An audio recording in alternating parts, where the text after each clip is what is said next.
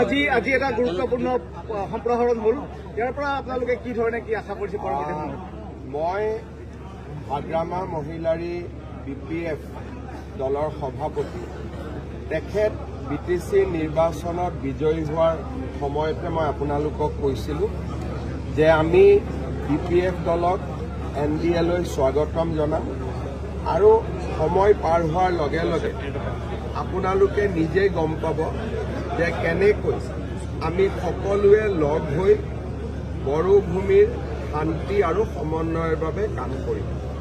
আজি আমাৰ NDA Bodoland peoples ফ্ৰণ্টৰ যোগদান আৰু শ্ৰী চৰণ বড়োৰ মন্ত্ৰীসভাত অন্তৰ্ভুক্তিকৰণ বড়ো ভূমিৰ শান্তি প্ৰগতি আৰু সমন্বয়ৰ দিশত এটা মাইলৰ খুঁটি। হাগ্ৰামা মহিলাৰী ডাঙৰীয়াই NDA বা আমাৰ NDA চৰকাৰক চৰণ বড়োৰ অন্তৰ্ভুক্তিকৰণৰ বাবে যি সন্মতি প্ৰদান কৰিলে সি সঁচাকৈয়ে কৃতজ্ঞ। তেখেত আমাৰ কৃতজ্ঞতাৰ পাত্ৰ আৰু মই আমাৰ NDAৰ সকলোৰে হৈ হাগ্ৰামা মহিলাৰী ডাঙৰীয়াক ধন্যবাদ আৰু কৃতজ্ঞতা জনাইছোঁ। আমাৰ প্ৰচেষ্টা হ'ব যে আমি সকলোৱে লগ হৈ বড়ো ভূমিৰ প্ৰগতি শান্তি আৰু সকলো শ্ৰেণীৰ জনগণ বড়োলেণ্ডত বাস কৰা সকলো শ্ৰেণীৰ জনগণৰ শান্তি প্ৰগতি আৰু সমন্বয়ৰ বাবে কাম কৰা।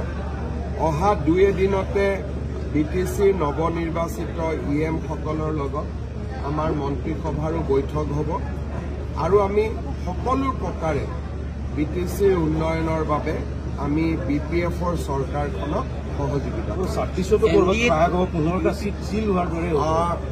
2026 নিৰ্বাচনত আমি এটা সমন্বিত ৰণকৌশল প্ৰস্তুত কৰিম কাৰণ সকলোৱে প্ৰধানমন্ত্ৰী নৰেন্দ্ৰ মোদীৰ নেতৃত্বত এখন অসমত সুন্দৰ চৰকাৰ হোৱাটো বিচাৰে আৰু তাৰ বাবে পলিটিকেল দিশত বা কেনেকে কোন ক'ত উঠিব তাক যদিও আমি আলোচনা কৰা নাই কিন্তু স্বাভাৱিকভাৱে 2026 নিৰ্বাচনৰ কথাও আমাৰ নিশ্চয় মনত আছে, আমাৰ নিশ্চয় চিন্তাত আছে আৰু এই বিষয়ে মই ভাবোঁ যে ডিচেম্বৰ জানুৱাৰী মাহৰ ভিতৰত আমি আপোনালোকক এটা সুন্দৰ প্ৰতিচ্ছবি দিব পাৰিম আৰু এটা কথা মই ক'ব পাৰোঁ যে গোটেই কথাবোৰ ইতিবাচক হ'ব, গঠনমূলক হ'ব আৰু ভাল হ'ব, ইয়াত নিগেটিভ একো নহয়। UPPL লগত থাকিব। আজিও উৰ্খাও গৌৰা ব্ৰহ্ম আমাৰ মন্ত্ৰীসভাত আছে আৰু UPPLৰ লগত যিটো আমাৰ মিত্ৰতা আমি 2021 চনৰ নিৰ্বাচনৰ সময়ত আমি কৰিছিলোঁ 26 নিৰ্বাচনৰ পৰিপ্ৰেক্ষিতত আমি স্বাভাৱিকভাৱে AGPৰ লগতো নতুনকৈ কথা পাতিম, BPFৰ লগতো পাতিম, আন UPPLৰ লগতো পাতিব লাগিব। অৰ্থাৎ 26 ৰণকৌশল এতিয়ালৈকে আমি প্ৰস্তুত কৰা নাই কিন্তু নৱেম্বৰ ডিচেম্বৰ মাহৰ ভিতৰত স্বাভাৱিকতে আমি কথা পাতিবই লাগিব। গতিকে মই এটাকৈ সৰু সৰু ষ্টেপ লৈ গৈ আছোঁ কিন্তু এটা কথা আপোনালোকে মনত ৰাখিব যে হাগ্ৰামা মহিলাৰীৰ লগত মোৰ সম্পৰ্ক বহু দিনৰ।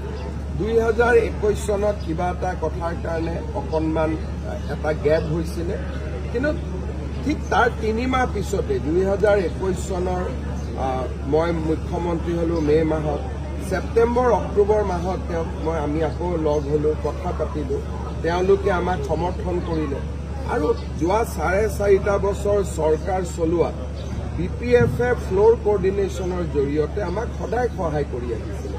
ৰাজ্যসভা নিৰ্বাচনসমূহতো আমাকেই ভোট দিয়ে আৰু মই সদায় ব্যক্তিগত সম্পৰ্ক বজাই ৰাখিছিলোঁ আৰু তাৰ প্ৰতিফলন আজি আপোনালোকে দেখিছে আৰু এই গোটেই মন্ত্ৰীসভাৰ সম্প্ৰসাৰণত স্বাভাৱিকতে আমাৰ নেতৃত্ব নতুন দিল্লীৰ নেতৃত্বৰো অনুমোদন আছে। গতিকে আমি সকলোৱে মিলিজুলি সমাজৰ উন্নয়নৰ বাবে একেলগে কাম কৰিম।